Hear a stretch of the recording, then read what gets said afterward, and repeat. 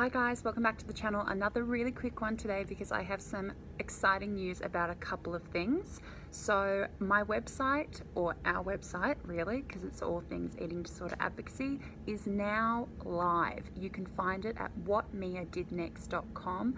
That link will be in the description box below. There is also a Facebook page you can come and like. That is facebook.com/whatmiadidnext. What a surprise. That is also in the description box below. And over on the website right now is a post that I just put up about the speculation on Kate Middleton's eating disorder, which is live right this second. And that direct link is in the description box as well.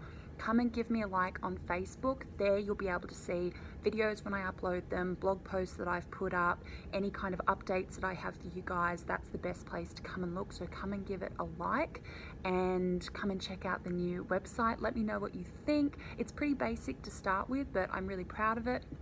I built it and I think it's beautiful, and hopefully it'll start to grow into something where it's a bit more interactive. And if you guys ever have any suggestions about something you want on there or something that you think would be really cool, always let me know. So come and check all of that out. Links in the description box. I'm so excited. Come and check it out. Okay guys, talk to you soon. Bye.